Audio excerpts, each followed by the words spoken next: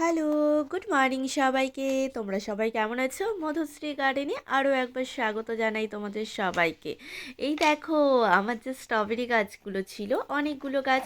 আর strawberry basically কিন্তু ফেব্রুয়ারিতে শুরু হয়, আমার একটু আগেই হয়ে গেছে। এই দেখো, এখানে কিন্তু স্ট্রবেরি পেকেও গেছে। কি সুন্দর লাল টুকটুকে হয়েছে না? আমার ছোট্ট বেবিটা কিন্তু ও দুটো স্ট্রবেরি কেটেও নিয়েছে, কারণ ওর একটু খেতে ইচ্ছে করছিল, তো আমি বললাম ঠিক আছে পেরে ফেলো। তো দেখতে কত ভালো লাগছে দেখো। আর সব সময় তো আমি স্ট্রবেরি তুলি, কিন্তু মেয়েটা তুলেছে আজকে একটু বেশি ভালো লাগছে। দেখো দেখতে কি সুন্দর লাগছে না? আর এই স্ট্রবেরিগুলো খেতে কিন্তু অসম্ভব সুন্দর, একটু টক টক হয়, বাট খেতে কিন্তু খুব ভালো লাগে। আর স্ট্রবেরি আর এর মধ্যে যে একটা দানা দানা থাকে, ওটা যতটা স্পষ্ট থাকবে ততটাই কিন্তু খেতে ভালো লাগবে।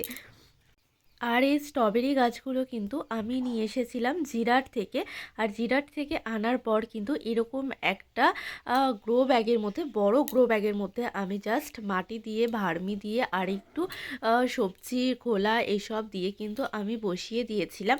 আর গাছগুলো দেখো কয়েকদিন আগে পর্যন্ত কিন্তু এত সুন্দরভাবে বেড়ে উঠছিল। আর নিচে না সবাই বিচলি দেয়, আমি কিন্তু সেসব কিছু দিইনি, কারণ আমার মাটিটা মানে গাছের মাটিটা বেশ ড্রাই থাকে। আমি জল একটু কম দিই, কারণ স্ট্রবেরি গাছে বেশি জল দিলে গাছগুলো নষ্ট হয়ে যায়।